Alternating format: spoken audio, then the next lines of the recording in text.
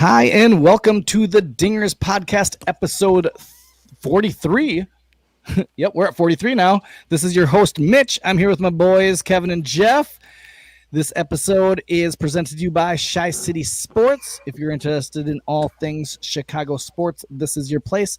Go check out shycitysports.com for great podcasts about all your favorite Chicago teams, Bulls, Blackhawks, Bears, the White Stockings, and yours truly, the Cubs.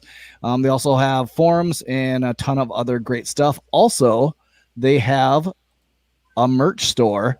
So if you go to Shy City Sports, we have our Dinger podcast shirts there. We also have this sweet Dinger shirt that looks like the Supreme, but it says Dingers instead, which is cooler because who doesn't like Dingers?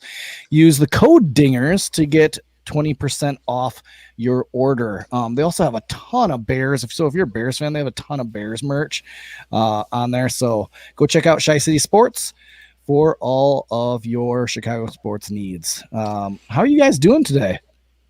Not bad. I did a lot of relaxing after doing the Murph this morning, so I've been a complete lazy bastard. Yeah, happy Memorial Day. Yeah. It was nice to see you guys. It was nice to actually work out with Mitch and not have Mitch yell at me for poor form or shaving reps or not properly locking out at the top of a push-up. It was nice to see him suffer with me. Yep, it's a whole different ballgame when Mitch is actually doing the workout with us rather than just being the guy yelling at us, which, yeah. I'm right beside Kevin. I was like, I have 7 freaking more rounds of this crap I have to do. He literally stopped and just turned to me and he was like, I have 7 more. This sucks. And I think I had 20 more because I was doing the 2-4-6. And I was like, don't even talk to me. Just stop. Your mouth. Yeah, I'm starting to stiffen up from the workout this morning. It's kind of rough. And it was a busy day. I mean, I'm glad I didn't decide to run out into traffic when I was running that second mile. I mean, I made it. Feel good about it. Good. So, Mitch, how you doing? Doing good. Murph was a little bit tough, but got through it. My legs are a little sore, but yeah. Yep, agreed there. So this week in review, hey, it's been a good week of baseball, folks. We swept the Pirates. Game 1 was Tuesday. Cubs won 4-3. Game 2, Cubs won 4-1. Game 3, Cubs won 5-3, which was just a nice little sweep there. Red Series, we had Game 1 Friday. The Cubs won 1-0. Tommy Nance had a really nice setup inning again. He's looking really nice. Game 2, the Cubs won 10-2. Big inning. Jock continues to come up with that big hit, kind of very timely hitter. Brothers, which it was really funny. If you're watching the broadcast, they were just talking about how rusty, like Brothers and Maples would probably be out of the pen, and then Brothers comes in and looks a bit rusty. So it was like, okay, you guys got to stop jinxing it.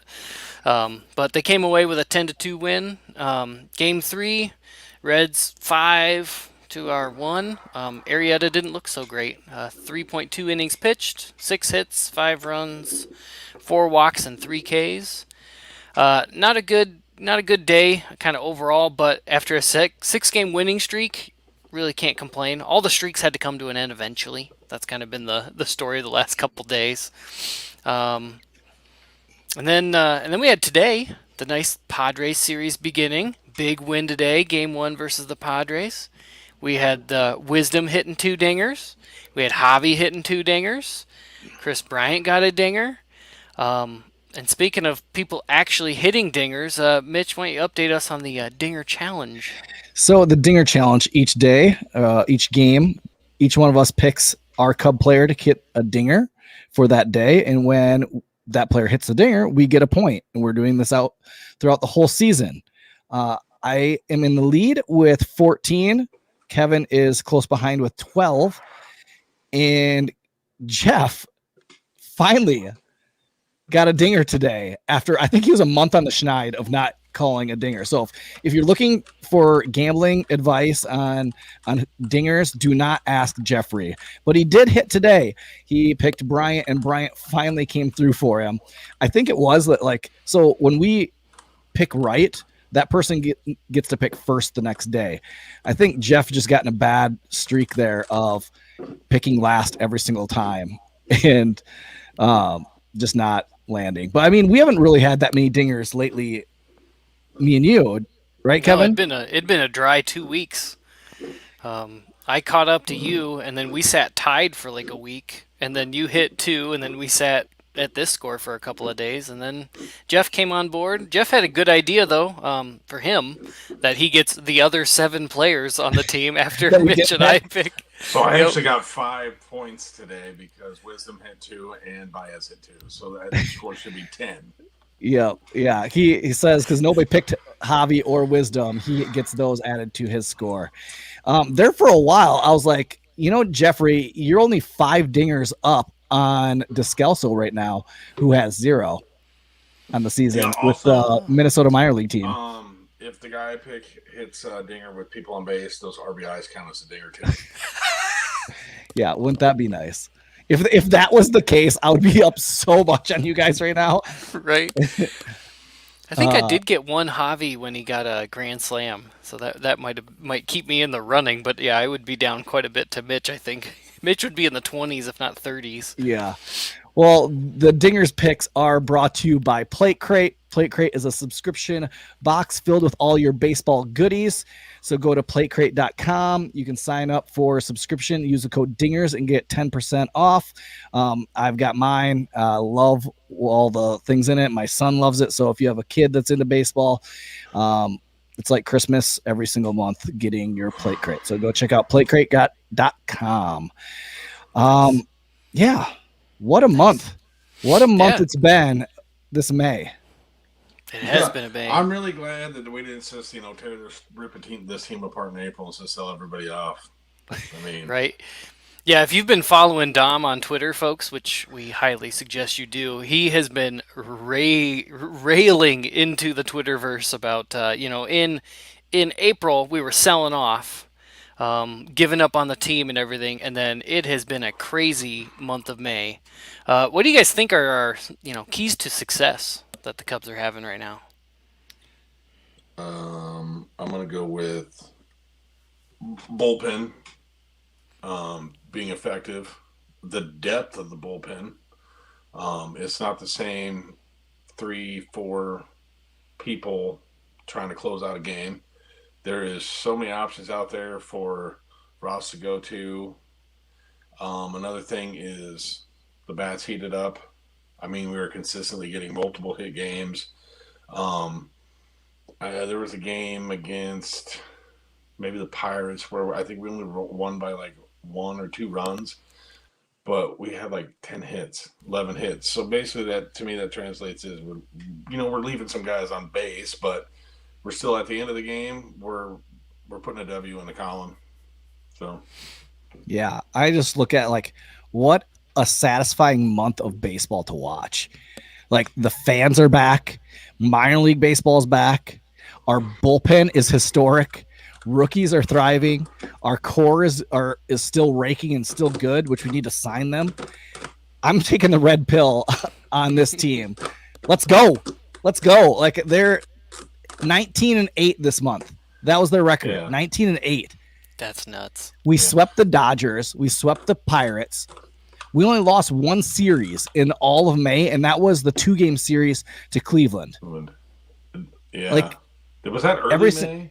That was right in the second week. That was right after like the Dodgers series. Gotcha. But like this team is so fun to watch, and like it reminds me a lot. And I've said it before. It reminds me of the 2015 team. Like, where's the Miguel Montero saying "We are good"? #We are good, because this team is good. This team is good. And the thing is, you look at the amount of injuries that we've had happen in the last 2 weeks. Like, the core of our team is shredded on the DL, and we have all these AAA players that are playing. We just beat probably the best offensive team in the league right now, 7-2, with what do we have? 3 guys that had just recently got called up. Ortega. Stewart, and Wisdom. Yeah. Well, and then there's Higgins too. And Higgins, Yeah. but Yeah, he didn't play as much today, but I think Alcantara. I think he get in a bat. yeah, he got a double. yeah. Yep. So I mean, we're winning with young guys too. They're coming in. They're playing a role and fulfilling a role. Yeah, if you were watching the broadcast today, I think JD said at one point, like, if you were playing Cubs injury bingo, then you got to mark off the appendicitis square. Yeah. And he was saying, I think he even said something about you might have had a blacked out card at that point. Yep. Just with how many injuries and the different types of injuries and stuff like that too. It has been nuts. Yeah, between hamstrings, sore backs, dislocated shoulders. I mean, okay, look at this. Here's the list right now. Marisnik, Duffy, Trevor Williams, Bodie, Horner, Alec Mills, Steele, Hayward, Romney, our backup catcher, Wick, was a big part of our bullpen last year. He hasn't played at all. He's on the 60-day DL. McGill, the bullpen guy, Holder, and then we've had Rizzo, who isn't on the DL or IL, that you call it now, but he hasn't played in like a week. Right. Like, and this is not like, these are big key parts of success that we were having at the beginning of the May. So we've substituted this. This is what we've lost. And it hasn't been all at once. It's been spread out through all of May, but we don't have any of these guys playing currently. And we're still next guy up, do your job. And they do their job. Was he like at the end of April, kind of leading into the beginning of May, missing time? Yeah, I think so. Yeah. So, yeah, I mean, these are the guys who are like currently hurt, but yeah, you had Happ and Horner who hurt each other for a little bit there. Yeah, it has been a nuts amount of like prospects and fill-in guys that have been pulling up from AAA, which has been interesting because we got told that they didn't have, a lot of depth. And yet we keep pulling up guys. They're sliding right into the lineup. And Wisdom. I think I picked Wisdom to hit a dinger the other day. And Eric, the super fan Eric, messaged me about it. And I was like, I think for his first 4 or 5 at bats at Iowa, he hit a home run or something. If I remember right, when he got a hit, they were all home runs. And I was just like, so, yep, he's. What was his stat today? He was like 7 for 11 with like 4 dingers. Yeah. Yep. Yeah. And a couple doubles, I think, in there too. I mean, he's hitting for power. Right. So when we went to the game beginning of May down at Principal Park, was he on the roster then? I don't believe I saw his name on the roster. I think he was on the roster, but I don't think he played that game. Because Ortega had that big dinger that when we were doing the podcast down there. He's the guy who hit that one, and maybe hit the one to tie it. Yeah, I just don't recall his name. Right, but it's been kind of crazy being able to kind of pull these guys up, and it's interesting. I'm looking through and. There's a weird side of my brain ticking with how the front office has treated the stars of the team over this past offseason, not extending anybody and stuff like that. And I'm going, okay, I really hope they don't get this idea in their head that they don't have to extend anybody because there's all this talent kind of coming up. Because I'm a little worried they'll become complacent and just be kind of okay, like, oh, these guys have slid in okay, so we don't need to extend anybody. Like, no. I really hope that's not the takeaway that the front office is getting right now. But yeah, it's been crazy how well people have just slid in, next man in. I remember there was that Iowa Hawkeye football season where they kept having people get hurt, and that was the mantra: next man in, next man in. Can't believe it's worked, and it's been fun to watch. Everything all right there, Mitch? Yep. One of my kids got up and I had to say, "You need to go back to bed." I don't know if you guys brought up like Wisdom while I was gone for a second. A little bit. Man, Wisdom has looked great at third base. Like, I think he played some outfield for the I-Cubs. That's what we were trying to remember. We We're couldn't we're trying remember. to figure it out when we went. I The time think, we went to the game because I can't remember ever seeing his name like on the lineup or the roster anywhere. yeah, I mean, he was hitting pretty good. I remember it was him or Ortega down with the I-Cubs that were hitting. And man, he hit some bombs. Like today, that shot like dead center, that was right up there with Javi's bomb. Like, Right. and he's played a good third base. And you just gotta love that next man in, and they're taking professional at bats. And you have to like think like this wasn't happening at the beginning of the year. And then you have Duffy kind of like leading the way with that. Like, hey, no, this is how you take at bats. I remember back when like I think it was 2000. It was when Kosuke Fukudomi first like came in. Oh yeah. And like they were really swing heavy, like guys striking out a lot the year before. And Kosuke Fukudomi came in and like kind of taught them the first half of the season how to take good at bats. I mean, his second half of the season he fell apart and sucked, but at least they learned how to like, hey, no, we can take some pitches and work some walks. And like you see the guys from top to bottom in this lineup now taking professional at bats, and you see young guys stepping up and taking their big chance when they get opportunities. The moment isn't too big for them, and they've done well. And so you just have to give some credit to our minor league system or our minor league coaches that they're preparing these guys to step up and be ready, and that we have talent. Like we said, that we have talent down the minor league system. This minor league system is a lot better than people think it is. And it hasn't been kind of reviewed for the last year because a lot of these players haven't played in a year. And you can see they're just happy to be back on the field, and that our minor league system's stacked. Oh. Yeah, it's been a lot of fun to watch. I think every guy who's come up, Alex Cohen, voice of the Iowa Cubs, has like blasted a couple of tweets like, "Hey, by the way, here's the things he noticed," or he would say, "I noticed about these guys at Iowa. Here's the things Cubs fans are gonna love." You bring up Matt Duffy, and we were just talking about Miguel Montero in that 2015 team. I really feel like Duffy is the Miguel Montero of this team, and it might not be the we are good so much as it's the thumbs up. We can get hits, we can make contact, we can take at bats. I think that's been his spot, and I miss him though. I mean, even when Javi had the ridiculous play, the magician's play. I mean, seeing Rizzo and I think it was Steele next to him about fall over the railing. I was just like, don't hurt yourself worse. Doing this, but so much fun that they're having as a crew, even while some of them are hurt. Yeah, I mean, you just look back in this May, and here, like we've had some historic things happen. Like our bullpen went 38 innings straight without giving up an earned run. That's crazy to think about. The other one, we went 25 games in a row without losing by multiple runs. The longest streak by an NL team since 1916 Giants. It's just crazy. Like that. Those are some things that like, that's how good this May has been. We talked about at the beginning of the year how historically bad our offense was. This is how historically good we've been for the month of May. And so this is great.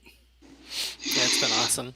Talk about Keegan Thompson finally giving up a run, today, and it had to be I saw somebody posted it like, yep, if he had to give up a run, at least it was a bomb dinger to Tatis in a game where it didn't really matter. Like,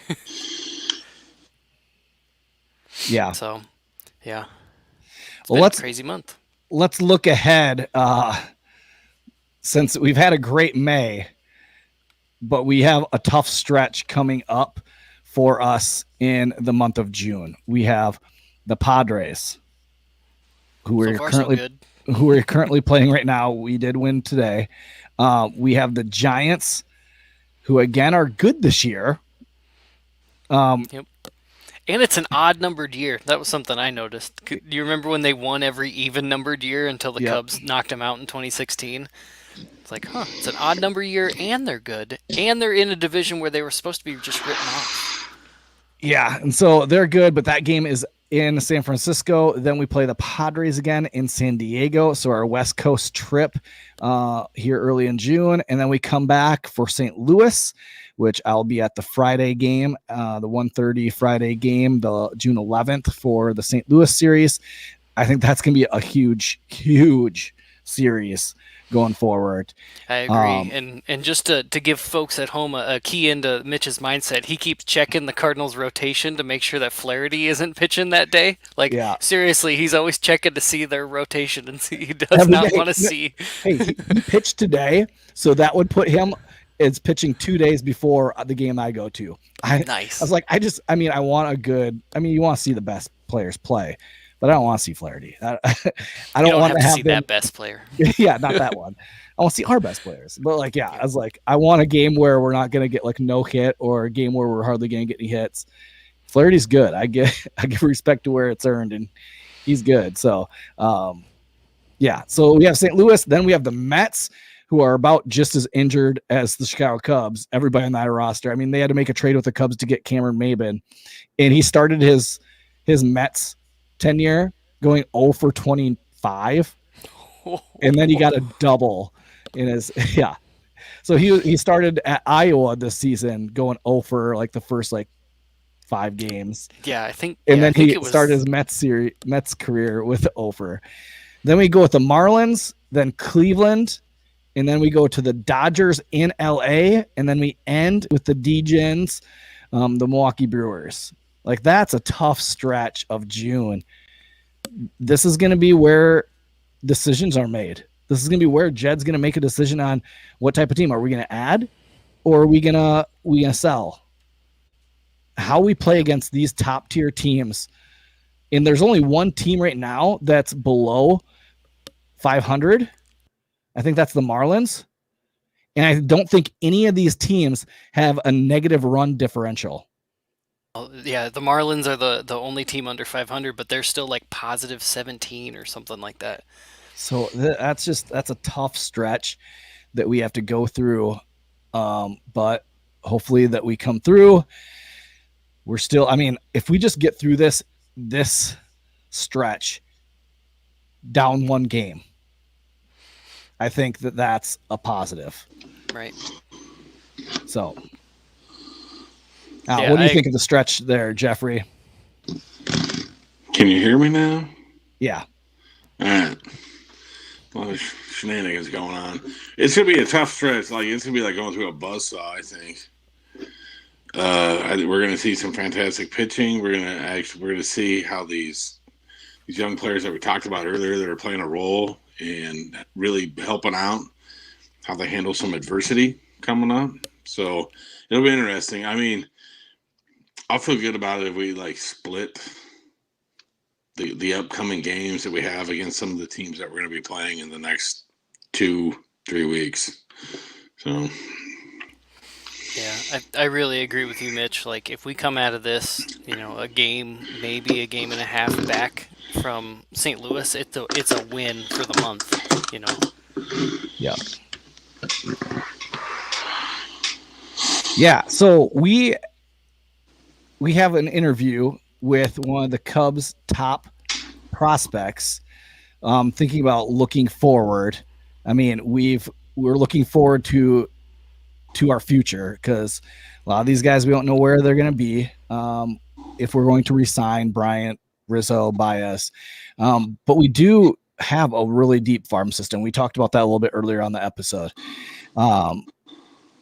Brennen Davis is right there near the top. He is legit top 1-2 prospect in the Cubs system. Looking forward to where he ends up the end of this year, if he's going to be with the Iowa Cubs or if he's going to be with the Chicago Cubs. So we got to have a sweet interview with Brennen Davis. So here is the interview with Brennen Davis. We're sitting here with one of the Chicago Cubs top prospects, Brennen Davis. Brennen, welcome to the Dingers podcast. Thanks, guys. Happy to be here. Now, we're really excited for you to be on the show, but we're excited to kind of follow your trajectory through the Cubs minor league system. We work a lot with the Iowa Cubs, So one, we want to make sure that we get this out front. Do not pull a Nico Horner and just skip Des Moines altogether. We want to actually see you, even if it's like a week. We want to see you in Des Moines, hopefully this year. So please don't skip Des Moines and kill it.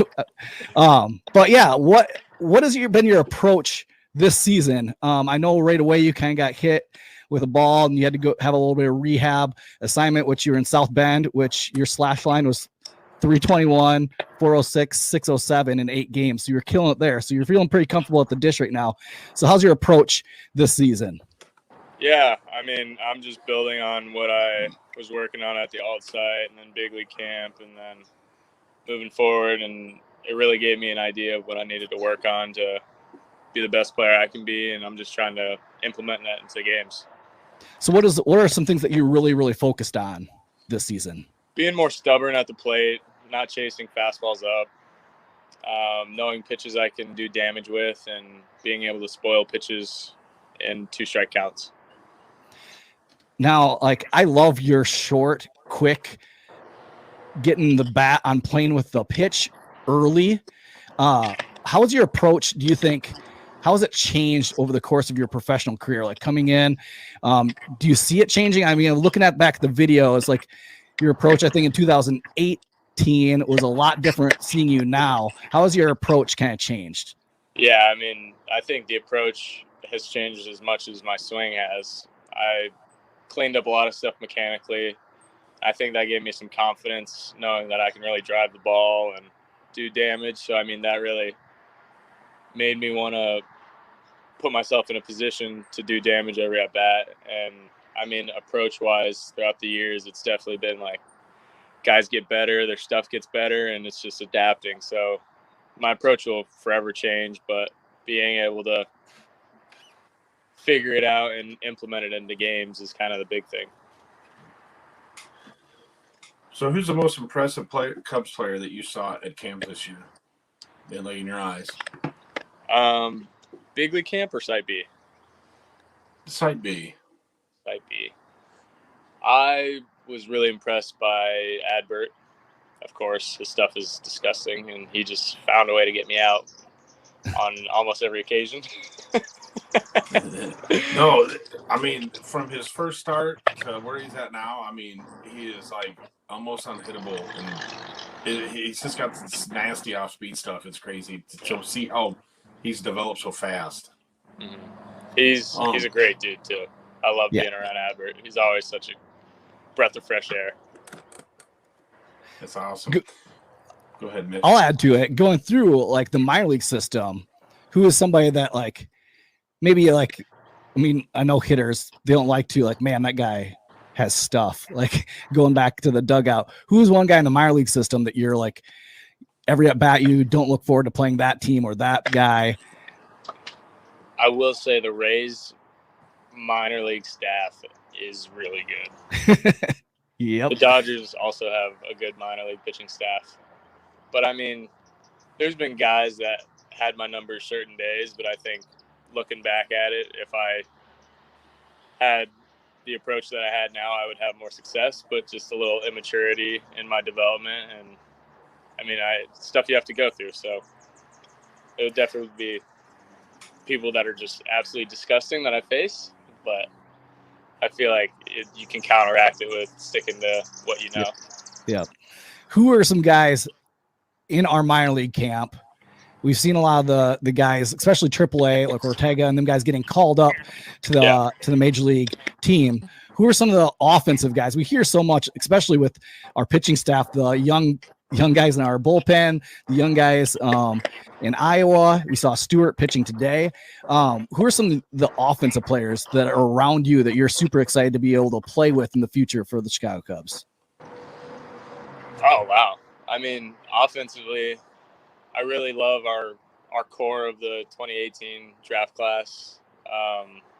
Weber, Durna, Cole, Roeder, Levi Jordan, bunch of guys, even like Chase Strumpf in the 2019 class. Mm-hmm. He's a stud. Morel, he's a stud. I mean, I'm missing names, but all those guys that I played with over the years, they all know how to what it takes to win, and I think that's what's most important. And a lot of them guys are in Tennessee with you, correct? Yes. Yeah. Those are gonna be fun games to watch. Yeah. It'll be a good group. I'm excited. Yeah. So one thing I always wonder about, like, for you minor league players, like, say you have like a 105 pitch, 120 pitch, whatever. What time do you actually have to be at the ballpark, and kind of what is your game day routine? Okay. So normal game day, 7:05 start. I'll just walk you through what we did in South Bend because that's my most recent game day. 7:05 start. Probably get to the field around 1:30. Stretch, get dressed, maybe eat a snack. We usually have early cage work from 2:15 to 3:15, and then we would have team stretch at 3:30, and then from there we would go to team fundamentals. So either like throwing the bases, or if we didn't have team fundamentals, then I would do like individual outfield work with the outfielders, and then we would hit BP, and then we would go take a break, eat dinner for hour and a half, and then we'd get ready to play. Wow. So by the time the game is over, you've actually put in a full day at the office. Yeah. Wow. Gets to be some long days, but they mix in short days with it. So Yeah. it's all about getting better. So on your short days, are you like hitting the golf course? Like, I'm a golfer. I love to golf, and I've heard that you like to golf. I'm actually Tiger Woods. It's not said by me. No, I mean, golfing's a hobby I picked up over like right before quarantine, and then quarantine hit, and of course that was the only thing open. So me and my buddies hit that pretty hard. I think it's fun. I golf on the off days. We get every Monday off, so I usually try to find a tee time somewhere in there. Yeah. So who's the best golfer in the Cubs system? That's a good one. Levi Jordan's good.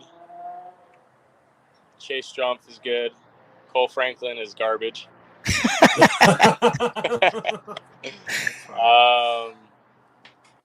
Ryan Jensen is the worst golfer I've ever seen.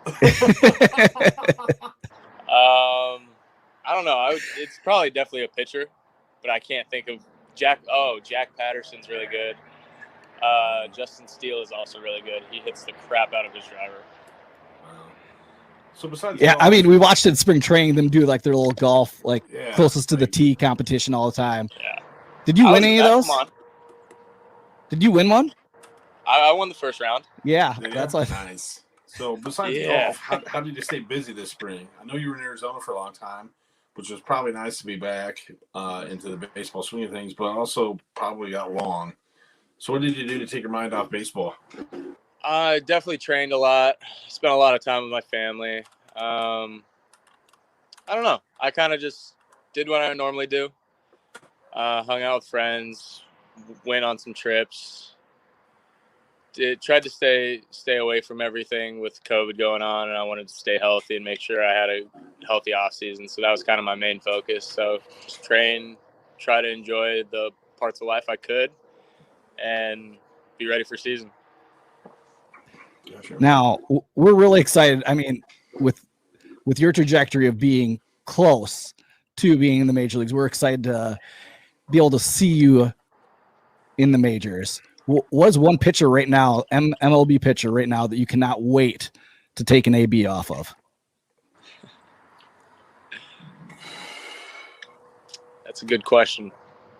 I never thought of that. You don't want DeGrom? Like, go up there, take DeGrom 3 would big be- hacks? DeGrom would be a tough at-bat. That dude is disgusting. Did you guys see him just carve up that low A team? Yeah, like that wasn't fair. And then they had to Sogard the next day because Did they were they really? both down there. Yeah. That poor team. Yeah. Could you imagine just watching your average just lower after DeGrom? Just Yeah, I'd be like, hey, coach, we can't count this game. those can't count. This is low A baseball. That's Yeah, crazy. I mean, DeGrom would be an awesome at bat. Scherzer, those kind of guys, those top tier guys that everybody sees, and you want to see where you stack up against them. So the only way to do that is play them. Yep. Yeah. who would you say is your like MLB comp player? And then you can go like current player or all-time player. Like who would you say your style of play most emulates? I wouldn't say like perfectly emulates, but I like the way Lorenzo Cain plays the game, the way he patrols the outfield, the way his approach is at the plate. Swing's a little funky, but I do think he's a good player, and I think we have similar attributes. It's a Brewers player. I don't know. It's Come on, fine. I'm not built like Hayward. I respect Kane. He's good. And he plays amazing D. So I mean, we'd love to have you have the same D that Kane can go and get him out there in center field. But yeah, we don't want to take up too much of your time. We know you just kind of moved up to Tennessee. Good luck with the Tennessee Smokies, and hopefully you'll kill it there and move up to Iowa so we can see you here shortly. But yeah, thanks for joining us. We don't want to take up too much of your time. Good luck on the rest of the season. I appreciate it. Thanks for having me on. Yep. Yeah, thanks, for coming Brennen. on, Brennen. See you guys. See you later.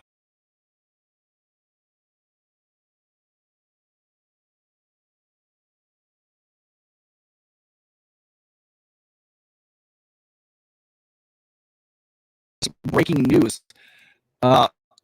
Yes, that was Brennen Davis of the Chicago Cubs minor league system. We kind of just broke news. He just got moved up to the Tennessee Smokies. So I don't know if that's like official, but just saying he is in Kodiak, Tennessee right now. So it's almost like we're breaking news. We're beating everybody to the punch with that one. But yeah, we're excited to see his development and his growth. Like if you look at his stats over his 3 years, look at his 2019. 2019, he was the Cubs minor league player of the year. 30 RBIs. Nice. 8 home runs. Look at this. He had a 305 batting average, 381 OPS, a 525 slugging. If you go back and look at Javi's like third year in the minors, this is about the same. That's awesome. So far this year, look at him. Just killing it. Like he was down at South Bend just ripping the cover off the ball. You gotta love what you see out of Brennen Davis. And that was a fun interview. Just kind of see him. Like, here's some highlights if you're watching live of Brennen Davis with South Bend. But dude, he has a good at bat, short, quick stroke, gets on plane with the ball early and drives the ball. He's a center fielder, has a cannon in center field. He's going to be one that you could see him coming up and moving Hap over to a corner spot in this lineup. What do you guys think? That'd be awesome. I just quick looked up like comparing to Javi's stats. Like Brennan's strikeout rate sits around 18%. Javi at the same time was between 24 and 26. So if he's swinging it like Javi is, but he doesn't strike out as much, just kind of imagine that in your lineup.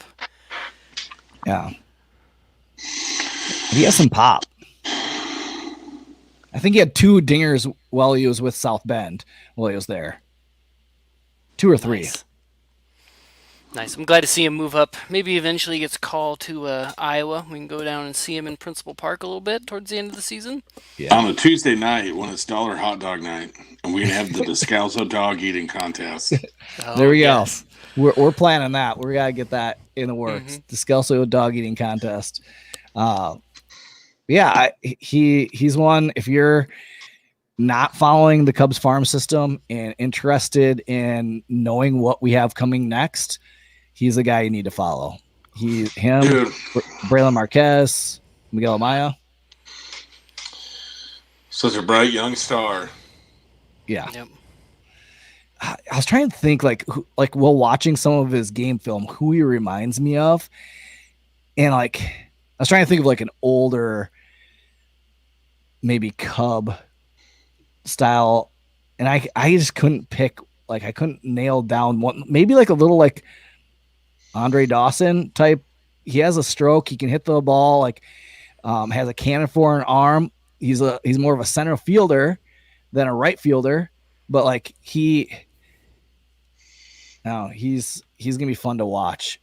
Excited to kind of see where he ends up this year, and makes me even more excited about our minor league system. Yep. I agree. Be fun to see him move up the chain. Yep. Well, you guys have anything else for this episode? We got a tough stretch looking ahead. Again, let's just keep winning series. That's what we did the month of May. We won series. That's what we have to do. Keep winning series, move it on. Padres, we already got one game. We need to win one of these next two. Just keep winning series, plugging away.